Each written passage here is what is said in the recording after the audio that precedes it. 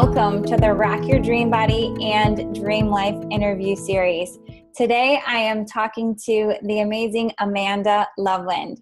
So just to tell you a little bit about Amanda, she is well known for her unconventional approach to building businesses, which fosters dramatic and consistent financial results for entrepreneurs in record time. She's the founder of Wealth University, an online school for entrepreneurs who want to make money and make a difference, and the creator of the Genuine Sales System, which empowers people to sell in their own unique way. She specializes in helping entrepreneurs to create a consistent cash flow in their new and growing businesses, and believes that if you're not making money, you're not making an impact. So welcome, Amanda. Thank you. I just love following you, first of all, on all of your ventures. I know we were talking a little bit about that before we started the recording. And I want you to definitely talk about that. And also just, I think the best place for us to dive in is really to talk about what, like, for you has been your journey in rocking your dream body and your dream life by your definition. Yeah, I mean, there's so many pieces to it, but I think one of the things that I've mastered probably is I feel like there's so many things that we can spend our time doing, and we're all living our lives, and, we have a job to do, and we have families we want to spend time with, whether that's that we have kids or we have parents that we want to spend time with, or partners, or whatever it is, and then we have, this time that we have to fit in where we actually want to exercise in the way that feels good to us. And it just feels like we're trying to cram in this insane amount of things into this tiny day, and we're just overwhelmed and exhausted by the time we get to sleep. And one of the things I feel like I've mastered, particularly over the last year of my life, is to create a kind of business or just create a kind of life that gives me plenty of time to do with my day what I so desire. And I love it because it doesn't mean that I can just go to the gym for an hour in the morning, which I never loved. Like, I hated doing that. It meant that I could go to Australia and learn how to surf. Yeah. And it meant that I can plan a trip if I want to learn how to rock climb. Or I spent last Thursday hiking Camelback Mountain in Scottsdale, which is one of my favorite trails. It brings back so many good memories. It was such a good phase of my life.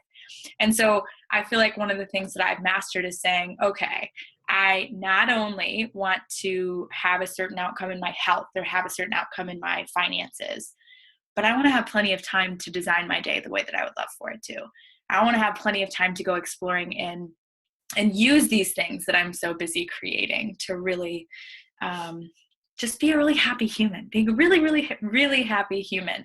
And so that's one of the things that I've massively mastered over the last 12 months of my life, is creating plenty of time to do these things that I love, that take care of my life and my body. Yeah. And so what I'm hearing there is that you've gotten really good at being connected to your why for whatever it is that you're doing. Yeah, I would say that. And I would say, also understanding that changes at any given moment, right? Like, life is ever evolving. And so my main focus over the last 12 months has just been feeling a tremendous amount of joy about the life that I get to live. And I can feel that there's another phase coming in for me that's beyond that, right? And being able to design and shift and move my life and my business and say, what does that one look like? And shift everything around so that I can love and adore that one. Like, adventure is really big for me. So, moving and shifting everything so that I can have plenty of adventure. So also understanding that is like ever evolving, and giving ourselves the flexibility to change that has been really important for me. Yeah. And designing, like you said, a business that supports your life versus your life revolving around your business, which is so common. And that's what we think we're supposed to do. Yeah. Well, in many ways, it's just the way that our world is designed, whether we have a job or we have a business, right? Our world is designed to say everything, like, that's going to be the main chunk of your day, from 8 to 5 or 7 to 3 or whatever your work day is, that most of your time is going to be spent during the day working. And then we go home and we want to spend our time with the families, and we want to take care of ourselves or whatever it is. And so most of the world lives that way. And so when you're the one uncommon person that says, well, I actually really want to just sleep in and wake up with my toddler and, like, relax for a minute. And then I want to drink a tea, and then I want to just go hiking in the morning, or I want to go work out with my personal trainer, or whatever it is. You're the uncommon person saying that, and people are like, yeah, that'd be really nice. That'd be amazing, right? But no one else is doing that. We have to be the ones who are willing to even go there in our imaginations, willing to open up to the possibility that maybe it could look differently than what most people are doing in the world. I'm like, I'm not an anomaly. The way that I live is not like, I'm not some freak accident that I have this capacity that other people don't have. I just decided one day that I didn't like the way that it looked completely. And so I wanted to change it. And I just started taking steps in that direction. So it's allowing ourselves to hear what it is that we would love more than what we have right now, even if what we have right now is great. Even if what we have right now is great. What is it that we would love even more than what we have right now in our life and in our health and in our finances, every area in our relationships? And then begin to say, okay, if I didn't believe it was impossible, if I didn't believe that was impossible for me, then what might I do? What might I shift? What might I change? And it doesn't have to be, I'm the kind of person who's the rip the Band-Aid off person. I'm like the one who, if I had a job and didn't like it, I would just quit it. It would just be more my style. I'm just more spontaneous and like, let's just get it over with and do this. And some people aren't like that. Some people are one step at a time. So it's not about doing it the way everybody else does it. It's just about doing it that says, if I didn't believe it were impossible, what would I do?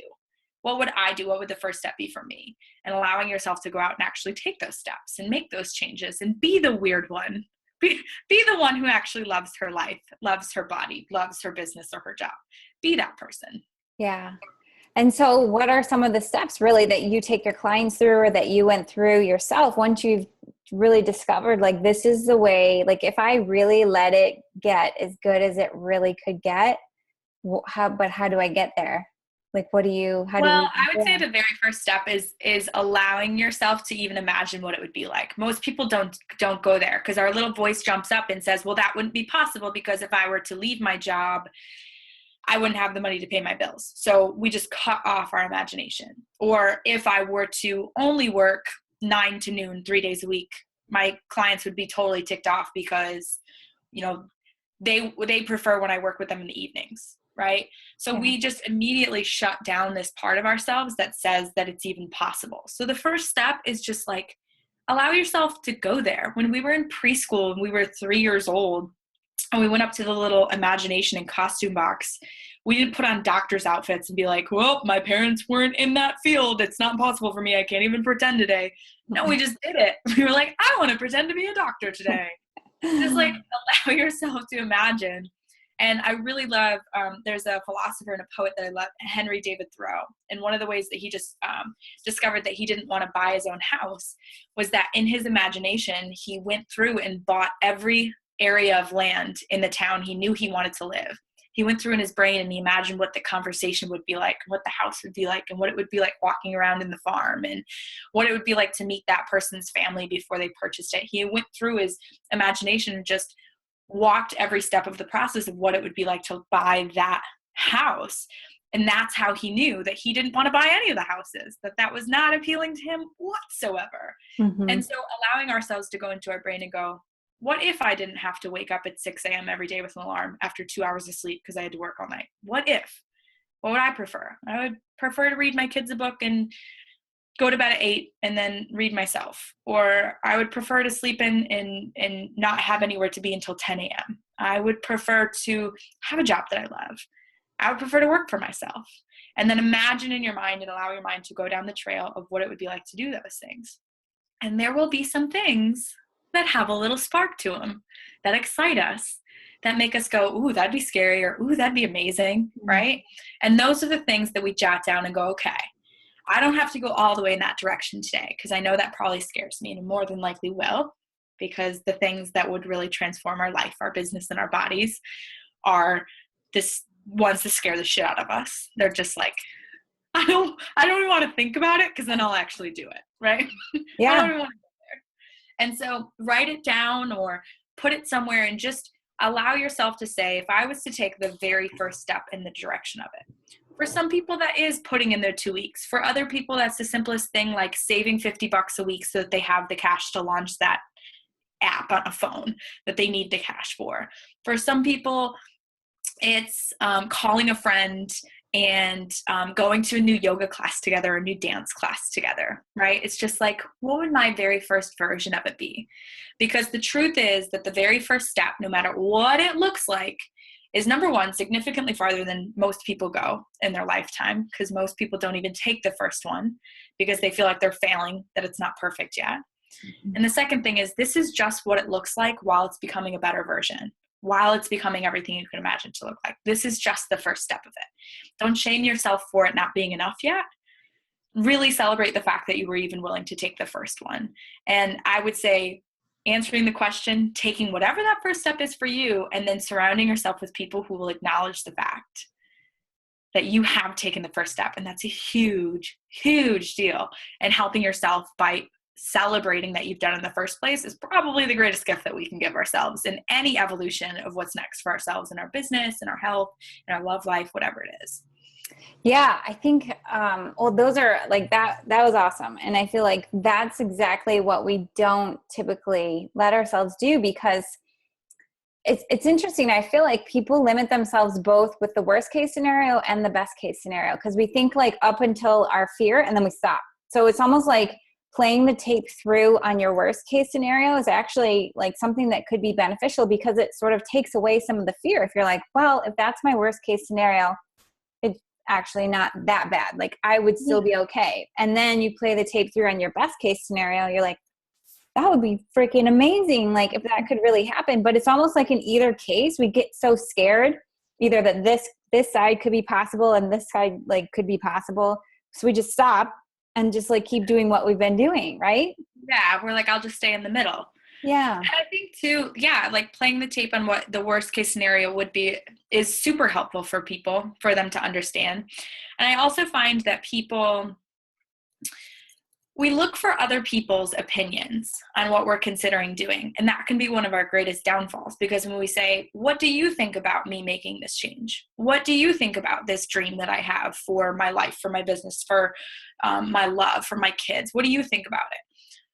If your life isn't reflecting your dream life quite yet, you're probably surrounded by other people who have limited believing that great things are possible. And so treating just the smallest little shift that you could make, like let's say that you've been having health issues for years, like almost your whole life, right? And all of a sudden you have this dream that you could wake up this one morning and not be in any pain and be able to go hike a mountain and feel energized by the end of it. Like that's a crazy belief for a doctor that you've been working with for years. Or that's a crazy belief for your partner who's heard you complain for years and years, right? Like we're surrounded by people who aren't going to understand this dream that we've created. So in so many ways, we have to protect this thing, because people are going to feed that fear like a crazy person and give us new scenarios to think about. They're going to be like, but wait, this could happen too. Yeah. So in so many ways, it's good to trail down though, what if that happened? But to protect that within our own thinking, to write it down, to think it through, or to have a safe person to talk it through with, whether that's a coach or just a friend that you trust, to say, this is what I really want to do. Here's what could happen. Here's the best case scenario. Here's the worst case scenario. I really just need someone to help me focus more on the best case scenario when the worst case scenario seems like it's getting realer and realer every single day, because both are possible.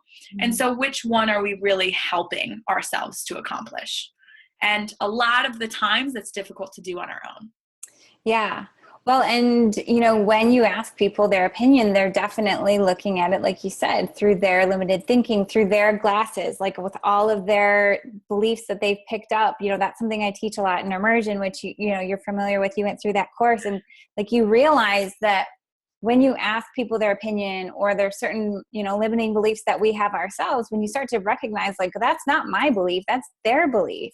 So mm-hmm. then you can take in this information, but then you can filter it and say, well, this is what I want. This is what I believe to be true. And like using that intuition above all else.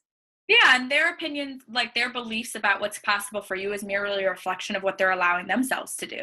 Yes. And so having other people to talk about it with is, I found, really important for me. But more, even if you feel like they're not people in your life that you can talk about it with, having a safe place for you to go and talk about it in your brain, and not always seek the opinions of others, because the opinions of others, why does it matter what they want for your life? Why does it matter? It's what matters is what's bringing you happiness. What matters is what's fulfilling you. That's the only person who has a say, and whether or not the life you have today is the one you love. That's the Yeah. only person. And then there are other people to be considered to bring along for the journey, but that's a yes and. That's a what would they love and how does that play into it, instead of a, well, I have to compromise what I would love to do for my health or my business, or for taking a year off, or for my travels. You don't have to compromise that. It's a yes and for the people you love in your life. And so I'd love to talk more about how you applied that to your life over this past year. I mean, we touched on it a little bit about your travels, but you made some big changes, and you went to Australia, you went all over the place. And so Yeah. how did you check in with yourself in these big decisions and like lead with that intuition above all else? Yeah. So, I mean, there's a lot of, I used it in a lot of different ways, and really how it all began was I was in a relationship, I was married, and it ended without my choosing, is what it felt like. And so I was sitting there in this situation that felt like it was out of my control. The circumstance that I was looking at that felt like, but this isn't what I would choose, and I don't know how to change it. And so I found a place in me that said, but I do get to choose some things about my life, but I do get to choose how, not even how I look at it yet, because I still wasn't even at that place when I was making decisions about what my life was going to look like moving forward. But I was at a place where I said, not everything is out of my control. And of the things that are not out of my control, what would I love to do? What would I absolutely love and adore to do? And I walked into a store one day at like a world market or something, and I found this little snow globe that had the Eiffel Tower in it. And I had the thought that I would love to buy a one-way ticket to Paris. I would just love that. I would love to leave things behind. I would love to travel and have different things to think about. And so I sold everything I owned. I sold every bit of what I owned, and had a backpack and took a one-way trip to Paris, went to Paris to Rome to London to Amsterdam to Bali, and then in Australia, where I just absolutely love the town that I ended up in. And then came back and hosted this event and grew my business from everywhere in the world, and hosted this event in the States, and went to Napa for a few days, and then went to Scottsdale to be with friends that are newly pregnant, and then came here to be with my family for 2 months. And I'm just sitting back going, this might not be the common situation, but it comes from a willingness to simply ask myself what I would love, no matter what the circumstances in my life look like. And I could never be more grateful for life right now. Like, never in my life could I have imagined this possibility, because it started with a one-way trip to Paris. That's all it started. I didn't know if my business was going to flop. I didn't know what was going to happen. I just knew that I wanted to do some traveling, and I wanted to figure out if it was possible to build my business from everywhere, and also wander the streets of random places that I'd never been before and meet new friends. And it turns out it is possible, but I never would have known that had I not taken the first step and just, bought the one-way ticket and said, no matter what the circumstances of my life, there's some things that I do have control of, and those are the things that I'm going to focus on right now. Yeah. And you didn't have all of that planned out when you bought that first ticket. You just kind of knew the next step, right? Yeah, I knew Paris, and then I knew some places I was considering going. Like, I knew maybe Bali. I just knew kind of like general ideas, and it literally was one step at a time based on how I felt at any given moment. And I needed that in my life. Many of us need that. Many of us need complete permission to not know what the hell we want. And it's totally fine. Totally fine. I talked with my sister about this last night about, she has taken massive changes and moved some major things around in her life. She left her corporate job to work for me part-time last year. It was a huge shift for her. And she feels like, in many ways, she doesn't know everything that she wants. She doesn't know what she's headed towards. And I kept reminding her how beautiful it is to be in a space of not knowing anything but one step ahead of where you are. Because really that's where you're going to discover the most about yourself, is when you're willing to let go of 3 years from now, and you're willing to let go of 5 years from now, and just be like, right now I'm doing what I love to do. That's amazing. Like right there, that's huge because that's really flipping like how people normally think about things like that. Like the fear of the unknown, uncertainty is usually a scary thing, but you're saying this is a beautiful thing. And like, Yeah. you know, for you or for someone who is an entrepreneur or someone who wants to be an entrepreneur and who takes a risk like that by flying, you know, halfway around the world, I'm sure you had things come up where you're like, I'm not sure how my business is going to grow or where I'm going to fit it in or how, but you just knew that once you got there, then you could start taking the next step and the next step from there, right? Yeah, or just answer the question, is this going to work or not? Mm-hmm. And I think so much of it is we're afraid it's not going to work, so we don't do it at all. Like, there are so many incredible programs now where even if people aren't entrepreneurs and they're in a job where they can travel and work, or they can work from home and be with their family more, they can work part-time because they can get done what's expected full-time. Like, there's so many different ways that we can finagle the way that work is done in the world now, but we immediately stop ourselves and go, well, it might not work out in the long run, or my employer might not like that, or whatever. So we never ask, or we never attempt. And I'm glad that I got to be the first one to attempt it for so many other people, to say, hey, it is possible, and here's the things I learned. But at the same time, for each of us, there are going to be certain things that nobody is going to be able to answer for you. I can sit here and say, it's so possible, and here's what I learned. But there's still going to be a part of each person who watches this, and they sit back and go, but it's not possible for me, and here's why. Well, you don't know that for sure. It's not that it's not possible, and it's not that it is. It's that we don't know yet. Yeah. And I do really believe that we learn so much by hearing other people's stories and by pulling like little references of like, oh, okay, I can maybe use that, or this sounds like that resonates with me, or things like that. And so I'd love to hear more like about what that really looked like for you. So once you got there, how did you continue to do your business? Where did you fit it in? How did you start growing, like you said, and then putting on the events?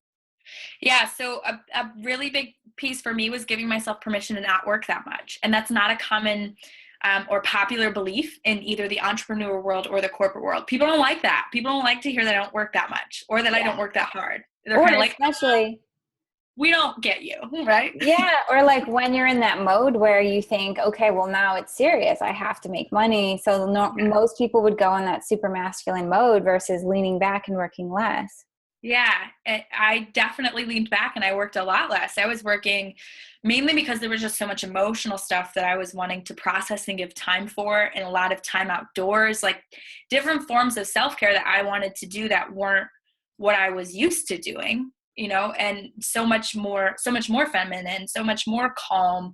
I wanted to give a lot of time and space for them. And so I was working sometimes 1 to 3 hours a week, and I was growing my business, which was at a 6-figure level when I started that, and sustained that through the process. And then has now grown in after that. And one of the biggest things that I had to give myself permission to do was not work that much, and to say, if I could only work 1 to 3 hours a week, what would I spend my time doing that would grow my business? And what would I let go of completely? What would I completely let go of? What's not that important? And now when I look back and I think about the fact that I mean, my full time was only 30 or 35 hours a week, but still I look back on working that many hours and I just go, what did I do? Like, Mhm. I have no idea. I don't know if it just wasn't important, or if I was just filling space with random things, but now I still sustain a 2 to 3 hour workday, 3 to 4 days a week. And when I'm traveling, it's less than that. And so I've learned so much about really getting clear about what are the things that actually grow my business. What are the things that actually create the achievements or the accomplishments that I've set forth to accomplish this week and this month. And those are the only things I'm going to do. And then when I'm done, I'm going to shut it down and I'm going to do something I love. And that was probably the biggest thing that I did. And that was like cold turkey for me. I mean, it was just like cut and dry. This is how it's going to be. And I learned a lot about, delegating. And I don't mean it in a traditional sense. I mean it in a supportive sense. Like, calling people when I was stressed out was like a delegation for me. Like, calling people and being like, I love you, and I'm really freaking out right now, and I need someone to talk to. Like, I really need that. Are you available? And allowing people to say yes to that question. Like, I think a lot of people are like that. I don't know, but I know I was. I just was on this lone survivor mode. Like that's my own shit and I need to handle it myself. And I don't want to give the negativity to anybody else, blah, blah, blah. So delegating to me was more about support than it was tasks. It was about allowing myself to call somebody and say, I would love to celebrate myself. I would love someone to listen to me for a hot second.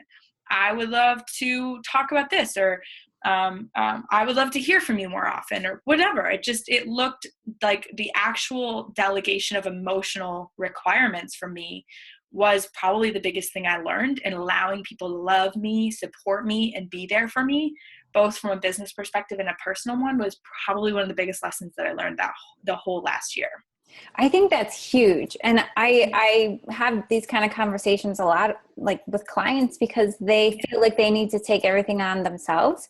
And when we start talking about like, who can you ask for help? Sometimes it's literally having a conversation that's a supportive conversation. You know, sometimes that's opening your mind to not just rely on your spouse or, you know, one particular person to be all of these things, but to look at your community, like in who you're surrounded by, and see like, who can I lean on for these different things? Because maybe one person can help you with one thing, but maybe not another, and that's okay.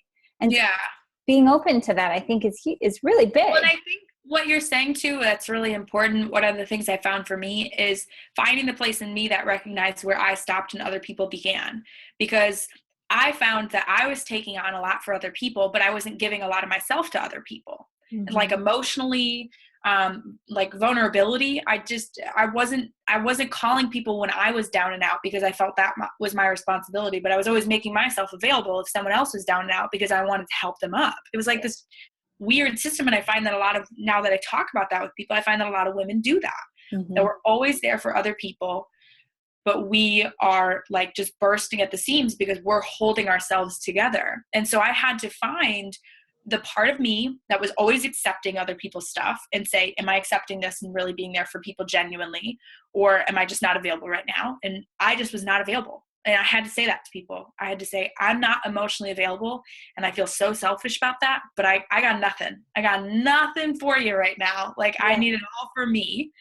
And then I had to reach out to people and say, I love you and I'm so grateful for you. And I really would love some emotional support in kind of a being able to give of myself an honest version of who I am and what's going on for me right now. Would you be a person who's there for me? And some of those people were random people I met that just, we sat down at the same restaurant and we started having conversations, and I wanted to be honest about where I was going, you know, what was going on. And those were some of the most beautiful conversations. And others of them were with my amazing sister and with my aunt and my mom, and, you know, incredible people who they feel even closer to me now because I was willing to be honest about what I was going through.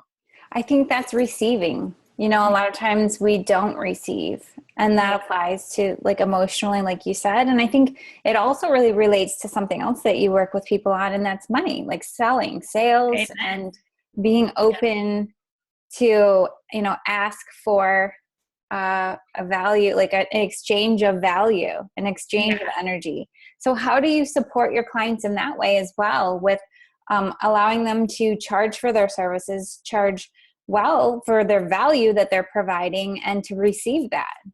Yeah, that's a really good connection, because I think they're very much connected.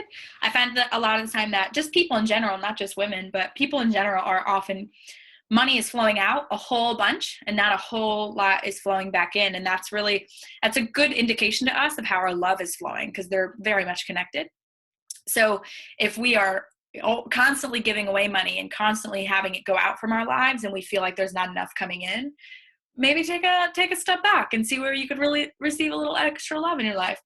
But in relationship to how I work with clients on it, one of the biggest things that I talk about is that the amount that you charge for your service or for your product has absolutely nothing to do with you. And the fact that we take it personally, and the fact that we attach ourselves to it, is such BS on so many levels, because it makes the service or the product about us. And that's not why you created it in the first place. And so what is most important is to identify, what is it that I'm helping someone to accomplish with this service or product? And then looking at that and saying, okay, what is the value of that? Taking yourself, you and your business, You and your company, you and whatever it is that you're doing in the world are two separate things. But we attach them to ourselves, which is just another way that we say that we're worth it or not. Because if our business fails, then we feel like a failure. If our business is succeeding, we feel like we're succeeding. And they're not attached in any way, shape, or form. It's just a business. It's a separate entity from you and something you're passionate about. So you look at it and you go, what is the service or product aiming to accomplish? And what's the value of that? And what's the number on that? And then there's a little voice that comes up for people. And it's like, yeah, but you could never charge that much. You don't have that kind of experience. That's not an industry standard, all that kind of stuff. That's you. That's you in the mix. And that's stuff you got to deal with. And that's stuff that you got to talk with somebody about and say that's not true, and you weed through it and have some support to overcome those beliefs about yourself. But don't let that affect the person who is about to be served with your service or your product. Don't let that get involved in their story and their situation, because that's just your stuff affecting whether or not they're going to invest at the level that's required to have the change they want. That's probably the biggest thing that I teach that's easy to grasp, but difficult to implement. Yeah. And I think even in the coaching world, it's so common for people to have these beliefs that, since you can go to see a therapist for $60 an hour, that it's wrong to have an investment of $1,200 a month for services, but really what you're saying is it has nothing to do with you. It has to do with the value that you're providing and the transformation that person will experience because of that work, because of investing in themselves in that way. Yeah, we attach ourselves. The way that we end something is the way we begin it. We know about this in relationships, right? When we're talking about like new relationships we're getting into, people are always like, the way that it ends is always written in the beginning. The same is true with services and with products. The way that it's going to end is written in the beginning. What happened at the beginning? Did you give that person 50% off because they financially felt like they couldn't do it? That's going to be written in the results they get. They're going to have 50% of what they could have had they invested the full level. It's never about the money. It's never about the money. It's always about what you're attaching yourself to at the very beginning. What are you attaching yourself to? And what's that making you show up as? Mm-hmm. And a lot of the times, the beautiful thing is the money exchange helps with that. It's not the only way to do business, but it's a way that some people choose to do business. It's a way I choose to do business. It's a way that Sheila, you choose to. My and saying hello to everybody. That's Oakley. He has an opinion about this. Right. I was going to say, it's like Elizabeth D'Alto has the train of truth that comes through on her podcast whenever something's really important. He's like the train of truth. Oakley will be our bark of truth. Yeah. Yeah. It's the way that certain people choose to do business. It's not the only way, but when you do choose to do business in that format, it's important to understand that you and the dollar amount are not one and the same, because that attaches everything about their outcome to you. Yeah. And if you're attaching everything about their outcome to you, they're only going to accomplish what they depend on you to accomplish. And whether it's coaching or a product that they're using at home, if they're depending on you, then you've completely not served them, because as soon as you leave their life, their outcome does not continue. Yeah. And I think that's the truth, is when you say that you make it about you, either from the coach's perspective, or if we're just talking about coaching and services, from the coach's perspective and from the client's perspective, if you look at it and say, well, I want to help them, and if I don't lower my price, give them a discount, then they're not going to do it, and then they're not going to get the results. But at the same time, if I personally have noticed that when you don't see people for that version of themselves where they can step up, a lot of times they aren't able to step up at that same level. Or like, what would be your perspective on that? The greatest gift that you can give people is see everyone as equals, including yourself. And so a lot of times what we do is we look at someone and they're trying to sell us this concept that that's too expensive for them. It might be too expensive for the person who showed up for this conversation, but it's not too expensive for the person that you want to become because of this conversation. Yeah. And so when you're looking at someone and you're agreeing with them that they are less than, or that they have less money than, or that they're less capable than anyone else who's invested in your service, that's a giant disservice to that person. And it might end up that they're not ready to right now, or they don't financially feel safe doing it right now. That's cool. But you still gave them a really great gift by looking at them as you would anybody else, including yourself. Yeah. It's still the greatest gift that you can give them. Yeah. And I think even too, for people who have trouble investing in themselves, this is a great thing for them to hear, because a lot of times money or lack of money is a really great way to say small.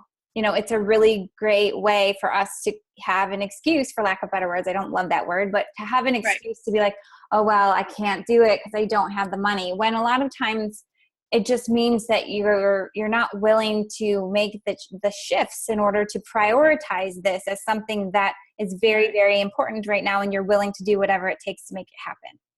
Yeah, I was thinking about this the other day. I do have some coaching services that are equal to if you were to buy a really nice car. Some of my coaching services are at that level. I'm super comfortable with that.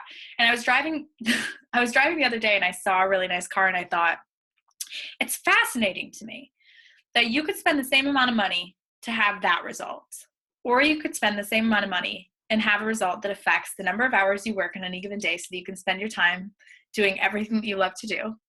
You could spend that amount of money to increase your income, because that's the purpose of coaching with me, that you could do that kind of result. So it's not about whether or not we're spending money on things, because there are things that cost the same as the result that you want. The question is, which result are you investing in? And some people choose to invest in that car. That's fine. People get to make that choice. The question is, when you're looking at, and you said, Sheila, priorities, when you're looking at your priorities, which investment is delivering the outcomes that you desire when you look at what you would love to create in your life? And that's going to be different for everybody. And that's going to depend, like health coaching. Sheila, you're such a great health coach. And if someone has health desires, if their top priority is health, they can preach all day long that spending that same amount of money on their cable, or that same amount of money on a new vehicle, or that same amount of money on a new vacation is a better investment, but they still have the same health result that they started with. So if their health is a priority, yes, they could put the money somewhere else. No one has $5,000 or $25,000 or 50 extra dollars. Like, no one has that. And they're like walking around looking for what anybody's selling. They're not doing that. Most of the time, it's not happening. So it's just about looking at, how can I make what's now important to me the most important pieces of my finances and the most important pieces of my calendar. We all have to make those readjustments. I've invested in programs that are $75,000. I didn't have that sitting in a bank account. I had to make some adjustments to make that possible. But it was important to me to have the outcome that was going to deliver. So I made whatever I had to do possible to make that investment possible. And I think that's true. Like, when we're investing in ourselves, it's so different than investing in a car, something tangible that you drive off of the lot. When you invest in yourself, it's so much scarier to people who aren't used to doing that, because it's all on you. Like, you have to show up, you have to do the work. And if at the end of the day, you don't get your investment back and whatever that benefit is that you receive from it, then it's on you for basically the fact that you didn't walk away with what it was that you showed up wanting. And so I think that's where that disconnect is, where it's like, if you have this tangible thing, you can say, okay, yep, it makes sense. But when you're investing in something that's intangible, that you need to like put in the work in order to receive the benefits of, that's where it gets tricky, unless you're used to it. It's tricky, but at the same time, the most uncomfortable things we can invest time and money in are the most life-changing and important. Because if we invest in ourselves, and you and I know this, and I think so many people who are watching this know this, because they've done this. They're investing time right now and listening to this, right? But those are the things that require us to make adjustments. And those adjustments are what make us, a year from now, when I look at my life a year ago, and I say this every year, like, that's what's so amazing about this. When I look at my life a year ago, I go, oh my God, like, I feel like 17 years has passed in a normal human lifespan from where I was a year ago. And I want that. I will pay for that more than I will pay for other things. And those other things are important by all means, and I still pay for them. It's simply that I have decided that I want every year of my life to be like an incredible explosion of life itself. And so I will do what's required to do that. And once somebody does it the first time, they'll never go back, whether it's a book that they buy, or a coach they invest in, or just a product that actually delivers the result that they're seeking. And once they actually use it and invest the time, and you begin to see how powerful you are at changing your results in your health and in your relationships and in your business and your time and money freedom, when you actually see how powerful you are, every single year of your life, you will invest more. Every single year. A lot of the times it's the first one that scares people. And the first one tends to be the least likely to have a lot of changes, because you're the most skeptical about it. You're the most skeptical about it. So you have to go in and be 100% willing, and you'll see transformations. I mean, the first investment I ever made, I saw transformations like a crazy person, because I was just like, I have nothing to lose. Let's do this. And a lot of people do go in that way. But other people go in and they're like, I'm still going to play it safe. You're not betting on Sheila or on me or on any product or service that you're investing in. You're betting on yourself. So go all the way in if you are going to do it. Yeah. And I feel like our challenges, or those things where we really have to step up, that's the only way we know what we're made of. Like, that's how we show ourselves how powerful we really are, like you said. And that's how you become that person that is empowered enough to handle that life that you want to create for yourself. But it's only through this kind of stuff where you're expanding, you're growing, you have contrast, you have all of these things that just show you how able you are to work through those situations, like you with the uncertainty, and really finding your balance in this environment where it was like, there's nothing guaranteed. You didn't have everything all planned out, but you showed yourself that you could figure it out along the way. Absolutely. Absolutely. And I think that's what's so beautiful about it, is because those are the things. There's this particular video I always show at my events, and there's a quote in it that I absolutely love by Tony Robbins. And he says, people are praised in public for what they practice for years in private. Yeah. And it's very, very true. And people who are watching this video, it's a beautiful example. This is something that they're doing in private. They're not publicly showing the world that they're investing time in themselves.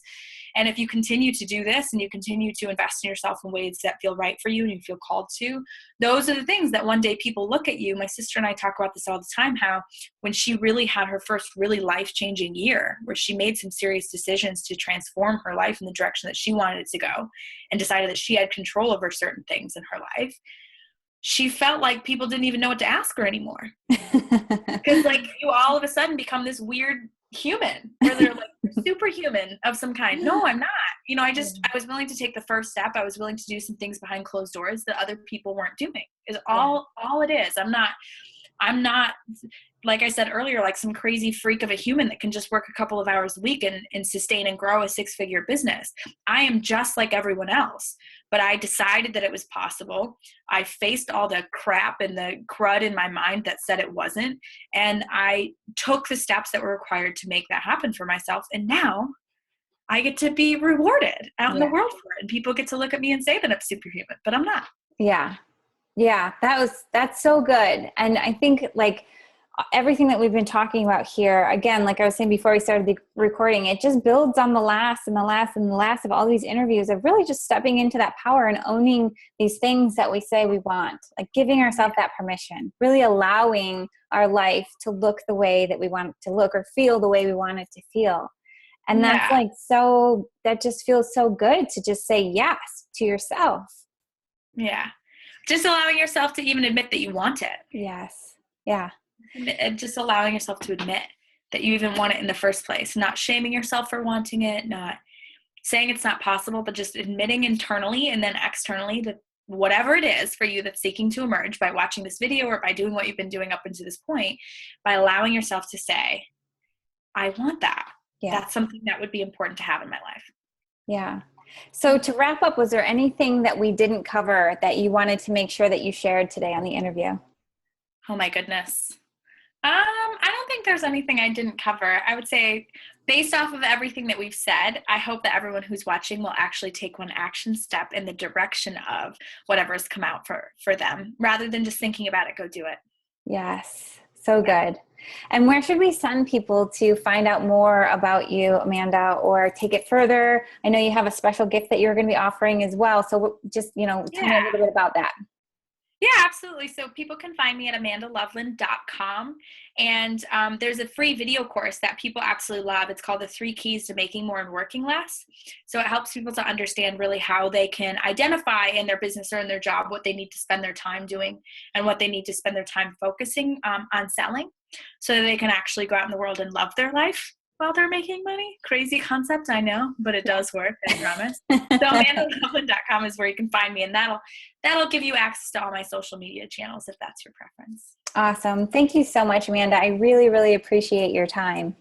Yeah, I appreciate the interview. Thanks, Sheila. Awesome. Take care, and I will see everyone else on the next interview.